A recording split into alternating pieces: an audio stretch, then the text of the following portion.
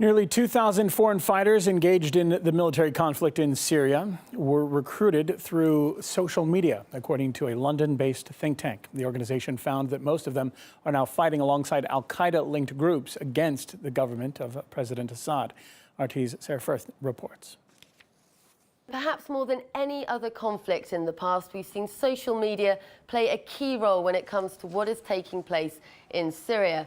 Facebook, Twitter, Skype, social media platforms have been used to share information and pictures, often in real time. But some of the discussions and debates that are being had online will certainly raise some eyebrows. We've seen advice passed around on how to cross borders, some even veering into bizarre territory, with one user asking if it's possible to do jihad in half a year, another asking if it would be okay to travel to Syria with their family.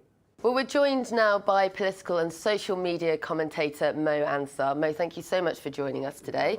How important do you think this research is? If we look at the social structure of the British, for example, Muslim community, you've got 80% of British Muslims on or below the poverty line.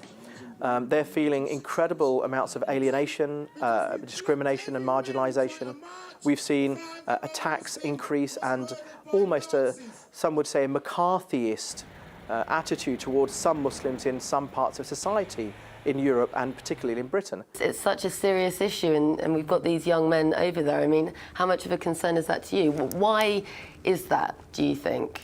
Our governments are not able to have strategies which are to engage young people, to bring them into the centre, to work with them, to help understand radicalisation. And these failed strategies around tackling radicalisation are now causing a real problem. So we see young people who are hearing messages online, they're looking for information, they're looking for an outlet and a channel, and they end up going overseas and getting involved in these conflicts. Once they've finished their fight over in Syria, they'll return here and then we've got a big problem. How big an issue do you think that really is, though? The best estimates are there are around 11,000 foreign fighters out in Syria. Fighters who go out there who then do return are going to need reintegrating into society.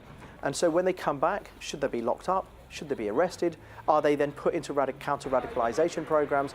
I think these are big questions that need to be answered. So thank you very much for joining us there. And as we said, this latest piece of research certainly giving a very clear insight into what is happening online, the engagement and thoughts of those young men who are going out to fight in Syria.